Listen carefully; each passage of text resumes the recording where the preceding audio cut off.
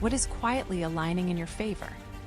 At first glance, these cards may not seem especially positive. They begin with caution, a spark of opportunity, then worry, resistance, and finally, one of the most powerful transformation cards in the tarot. But when I look at them together, I don't think this reading is about something falling apart. I think it's about something within you quietly changing, so that when the right opportunity arrives, you're finally ready to meet it. Let's see what the cards are revealing. Your first card is the Nine of Wands. This tells me you've been through more than people realize. You've learned from difficult experiences. Maybe you've trusted the wrong people. Maybe you've worked hard without seeing the results you hoped for. Or perhaps you've simply been carrying responsibilities for so long that staying guarded has become your norm. The Nine of Wands doesn't show someone who has given up. It shows someone who's tired, but still standing. And because of everything you've experienced, you may now approach new situations more carefully than you once did. Then something begins to shift. Your second card is the Ace of Wands. A new beginning quietly appears. Could be an idea, an invitation, a conversation, a person, a project, or an opportunity that reignites your excitement. The important thing is that this doesn't arrive with great fanfare. It simply appears, almost asking, "Are you ready to try again?" And I think that's where the real challenge begins. Because your third card is the Nine of Swords, instead of immediately embracing this opportunity, your mind may begin revisiting old fears. What if this doesn't work? What if I fail again? What if I'm disappointed one more time?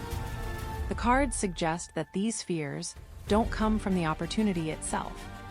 They come from everything you've already lived through. Sometimes the hardest part of a new beginning isn't taking the first step.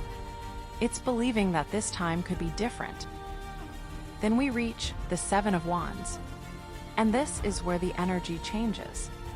Instead of letting fear make the decision, you begin standing your ground. You stop defending yourself from the future and start defending your future from your fear. You recognize that every meaningful opportunity requires courage, not because success is guaranteed, but because allowing fear to choose for you guarantees that nothing changes. And then we reach your final card, Death. For many people, this card sounds intimidating. But in tarot, death rarely speaks about endings alone. It speaks about transformation. One chapter closing so another can begin. And in this reading, I don't think death is ending the opportunity. I think it's ending the version of you that has been living in survival mode. The version that believes every new beginning will end like the last one. The version that keeps one foot on the path and one foot ready to run. The cards suggest that something is quietly aligning in your favor. Not because life suddenly becomes easy, but because you're becoming different. The opportunity arrives. The fear appears. But this time, you don't allow fear to make the final decision.